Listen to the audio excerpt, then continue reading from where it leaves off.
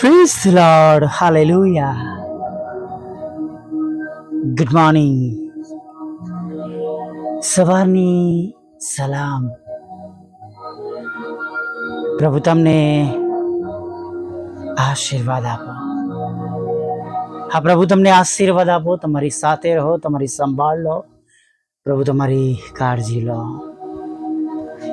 પ્રભુ તમારા હૃદયની ઈચ્છા પૂરી કરો. હાલેલુયા. આપણા બોલવામાં સામર્થ્ય છે. આપણે જેમ બોલીશું એમ ચોક્કસ થશે એવો વિશ્વાસ કરીએ. આપણે પ્રાર્થના બોલીને કરીએ છીએ, મનમાં પણ બોલીએ છીએ. આપણે વિશ્વાસ રાખીએ છીએ કે આપણા પ્રભુની સાથે આપણે વાત કરી રહ્યા છે, અને માટે આપણને વચનમાં કહેવામાં પણ આવ્યું છે કે એક જ મોહે શાપ અને એક જ મોહે સ્તુતિ, એમ તો નહીં જ. હાલેલુયા. Praise the Lord. धन यहोवा की आशीष से प्राप्त होता है. यहोવાનો આશીર્વાદ ધનવાન કરે છે અને તેની સાથે કઈ ખેદ મિશ્રિત નથી. હાલેલુયા. Praise the lord.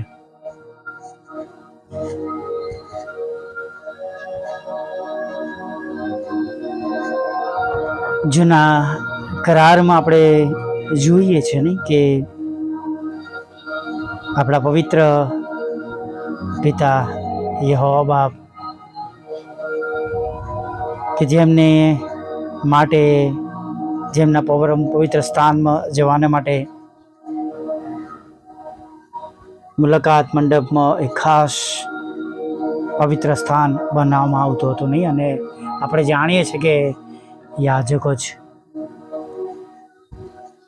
ત્યાં જઈ શકતા હતા, અને તેમના જબ્બામાં ગુગરીઓ લગાવવામાં આવતી અને દોરડું બાંધવામાં આવતું નહીં કમરે, કે સમયે કદાચ એવું લાગે હજુ બહાર નથી આવ્યા, કઈ પ્રશ્ન હશે, કંઈક છે, તો તેઓ દોરડા વડે તેમને બહાર ખેંચી લે. કારણ કે યાજકો સિવાય કોઈ અંદર, યાજક સિવાય કોઈ અંદર જઈ શકતું ન હતું. પણ પાઉલ બહુ સરસ છે, આપણા માટે તેઓ પડદામાં રહીને આપણા માટે તેમણે પડદાને, એ પવિત્ર સ્થાનને, એ જે પડદો જે હતો એને ચીરી નાખ્યો. આપણા માટે પડદામાં રહીને તેમણે મોટી કૃપા કરી, દયા કરી. આપણે સીધા આપણે પ્રભુની પાસે જઈ શકીએ છીએ. હવે જે મધ્યસ્થની જરૂર હતી, હવે તેઓ સીધા ડાયરેક્ટ આપણા મધ્યસ્થ. હાલેલુયા. Praise the lord. હવે આપણે બકરાને કે હુલાને લઈને જવાની જરૂર નથી રહી. હવે આપણે આપણું હૃદય પશ્ચાતાપ સાથે શુદ્ધ, પવિત્ર, દયાળુ, નમ્ર બનીને આપણે હવે જ્યારે પ્રભુની પાસે જઈએ છીએ ત્યારે પ્રભુ આપણું સાંભળે છે. હાલેલુયા. Praise the lord. સુવાર્તાની અંદર પ્રભુ એક જગ્યા પર એક દાખલો આપે છે કે બે વ્યક્તિ પ્રાર્થના માટે આવ્યા.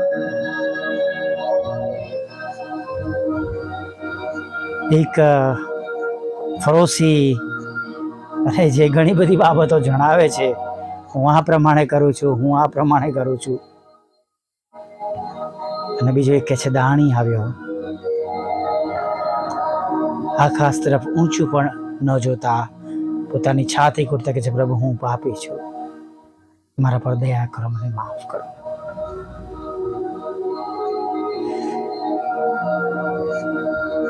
મિત્રો,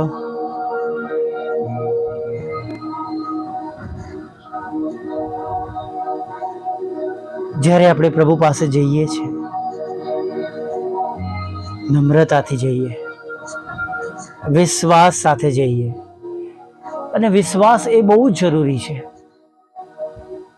અને હું ઘણી વાર આપને જણાવું છું અને આપ પણ જાણો છો કે લોહીવાળી સ્ત્રીએ મનમાં નક્કી કરેલું જ હતું કે હું આ પ્રમાણે કરીશ તો હું સાજી થઈ જઈશ.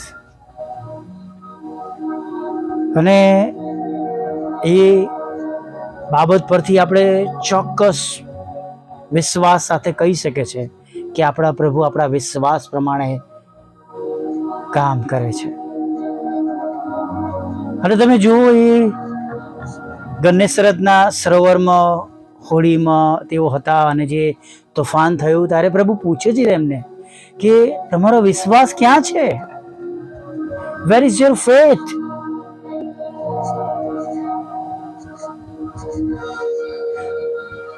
બહુ ગજબની બાબતો છે વાલા મિત્રો. આપણા પ્રભુએ જે શબ્દ બોલ્યા છે, જે દ્રષ્ટાંતો કહ્યા છે, જે પ્રસંગો બન્યા છે, જેમાં જે રીતના તેમણે ન્યાય કર્યો છે અને જે રીતના તેમણે લોકો સાથે વાત કરી છે, અદ્ભુત છે વાલા મિત્રો. હું ઘણી વાર કહું છું કે સુવાર્તા આપણે ઘડીએ ઘડીએ વાંચીએ, આપણા પ્રભુને વધારે ઓળખીએ, નજદીકથી ઓળખીએ. ચોક્કસ આજના જમાનામાં જે સમય જે આપણને મળવો જોઈએ, ઘણીવાર એવો સમય મળતો નથી. પણ વાલા મિત્રો, ટેકનોલોજી પણ છે, એનો સારો ઉપયોગ થઈ રહ્યો છે, ખરાબ પણ થઈ રહ્યો છે. પણ જો આપણે ટેકનોલોજી દ્વારા પણ પ્રભુની સાથે જોડાવા પ્રયત્ન કરીએ છીએ, જોડાઈ રહીએ છીએ, તો પ્રભુ બહુ મોટી કૃપા કરે છે વાલા મિત્રો આપણા પર. આપણા ઘરના જે તે વીજ જોડાણ કંપનીનું જો જોડાણ ના હોય તો આપણા ઘરમાં વીજળી ન આવે. જો આપણે રોજ પ્રભુને મળવા જતા ન હોય, સ્તુતિ આરાધના દ્વારા અથવા પ્રાર્થના દ્વારા, બાઇબલ વચન દ્વારા, સંગતિમાં ન રહેવા દ્વારા, તો આપણે ખાલી છે. અને સંગતિમાં આપણે રહેવું એ બહુ જરૂરી છે. બહુ જૂના સમયની આ બાબત છે. અને બધા કહે છે કે જો સગડીમાંથી કે એક કોલસો કે દેવતા ઉઠાઈ લઈએ તો કહે છે કે એ થોડી વારમાં ઠંડો થઈ જાય. અને માટે આપણે સળગતા રહેવાના માટે આપણે વિશ્વાસીઓ તરીકે આપણે સાથે રહેવાનું છે, સંગતિમાં રહેવાનું છે, કુટુંબ તરીકે વિશ્વાસમાં આપણે સાથે રહેવાનું છે. જો પરિવારમાં 2, 3, 4 જે પણ સભ્યો છે આપણે, પણ હું તમને સાચે જ કહું છું વાલા મિત્રો, તમે ગભરાશો નહીં. ઘણીવાર પરિસ્થિતિ આપણી સમક્ષ એવી આવે છે કે જે પરિસ્થિતિ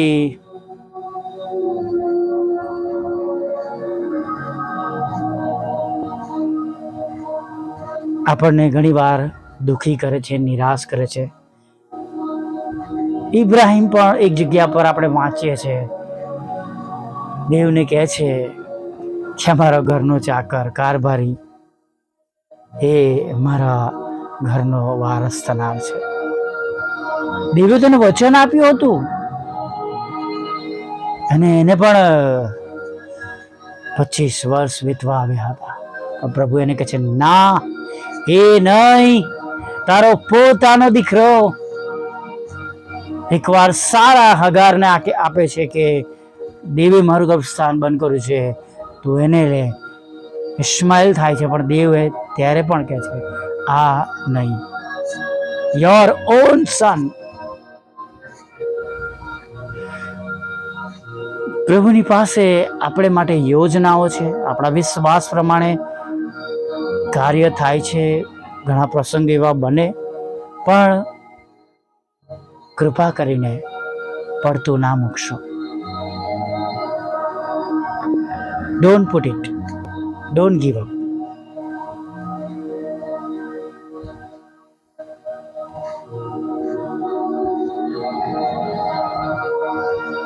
પ્રાર્થનામાં જતા પહેલા ફરી વાર કહીશ તમને કે જો તમે અને હું વિશ્વાસ રાખીશું તો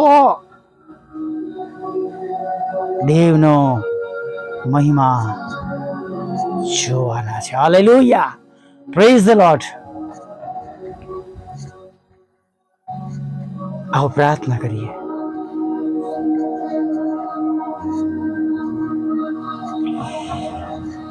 વલા પ્રભુ, અમે તમારી સ્તુતિ કરીએ છીએ.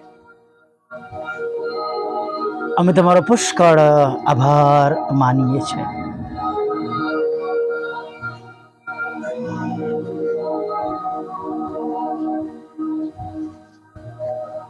હા પ્રભુ, આભાર માનતા, સ્તુતિ કરતા તમારા ચરણોમાં નમી જઈએ છીએ. કેમ કે પ્રભુ, અમે જાણીએ છીએ ગઈકાલના અમારા કોઈ એવા સારા કામોના લીધે નહીં, પણ નરી તમારી દયા, કૃપા અને કરુણાના કારણે આજે સવારમાં પ્રભુ અમે આ દિવસને જોઈ શક્યા છે. પૂરી રાત તમે અમારું રક્ષણ કર્યું અને સવારમાં અમારા પગલાને તમે જમીન પર ગોઠવ્યા, સ્થિર કર્યા, અમને ઊભા કર્યા. અમારી દૈનિક જરૂરિયાતો પ્રભુ તમે પૂરી પાડી. પ્રભુ, અમે તમારી સ્તુતિ કરીએ છીએ. પ્રભુ, આ દિવસમાં અમે આગળ વધી રહ્યા છે, ત્યારે હવે તમે અમારી સાથે રહો. તમારી પોતાની યોજના જે આજે અમારા માટે છે પ્રભુ, એ અમારા બધાના હકમાં પૂરી થાવ. ચોક્કસ અમારા બધાની પાસે પ્રભુ અમારી પોતપોતાની યોજનાઓ છે, અમારી પોતપોતાની જરૂરિયાતો છે, તમને વિનંતીઓ છે, પણ પ્રભુ એ બધા ઉપરાંત સૌ પ્રથમ પ્રભુ તમારી ઈચ્છા પ્રભુ અમારા જીવનમાં પૂરી થાવ. પ્રભુ, તમારી ઈચ્છા પૂરી થાવ. અને પ્રભુ વિનંતી કરીએ છીએ, જેમ સ્વર્ગમાં તેમ પૃથ્વી પર તમારી ઈચ્છા પૂરી થાવ અને તમારું રાજ્ય વહેલું આવો. અને પ્રભુ, દરેક ઘૂંટણ અમે દરેક જીભ કબૂલ કરે તમે દેવના દીકરા છો.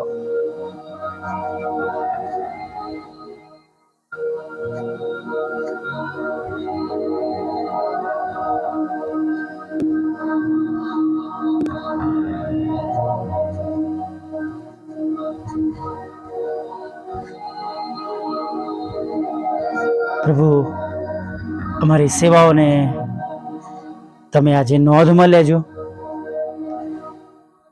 દરેક સેવક સેવિકાઓ પ્રભુ અમારી એકલાની જ નહીં, પણ જે દરેક જુદી જુદી ભાષાઓમાં સેવા કરે છે પ્રભુ, આજે એવું થાય કે હજારો લાખો આત્માઓ છોડાવી લેવામાં આવે, તમારો સ્વીકાર કરે. સ્વર્ગમાં દૂતો આજે આનંદ કરે, આનંદના પ્રસંગો થાય પ્રભુ, સાક્ષીઓના મેળા ભરાય પ્રભુ. એવું થવા દો પ્રભુ. આ સંગતમાં જેઓ હાજર છે, સાંભળી રહ્યા છે,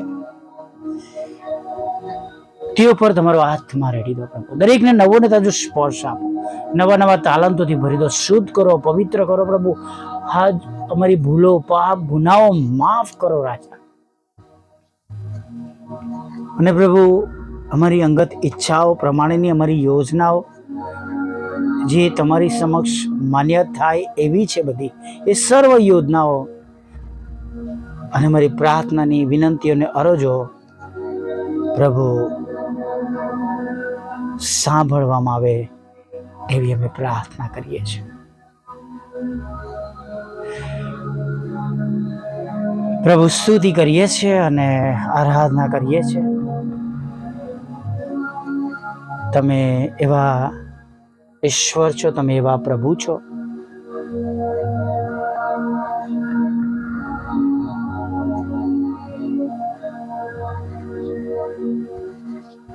કે જ્યારે જ્યારે અમે તમારી પાસે આવીએ છીએ, તમે અમારું સાંભળો છો.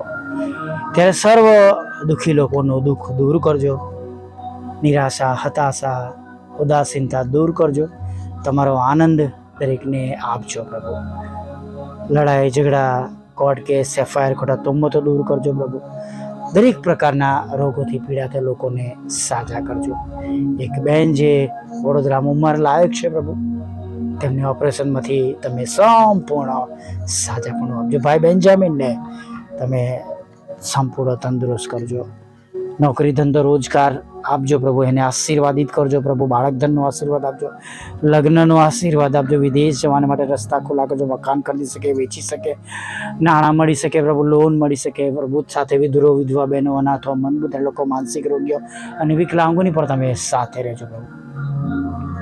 પ્રભુ વિનંતી કરીએ છીએ તમને કે અમારી બંને બાબતો તમે પૂરી પાડજો પ્રભુ. જે સોલાર માટે અમારા પ્રયત્નો છે પ્રભુ એ સફળ થાય, લોન પાસ થાય પ્રભુ, મીટરમાં નામ ટ્રાન્સફર થાય પ્રભુ, એના રસ્તા ખુલ્લા થાય પ્રભુ, એવી તમારી કૃપા દ્રષ્ટિ અમારા પર રાખજો પ્રભુ.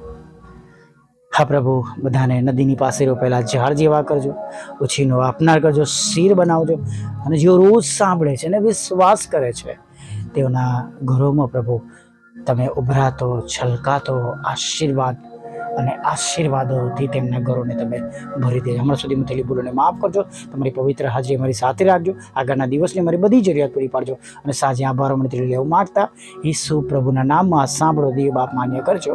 આમીન, આમીન, આમીન.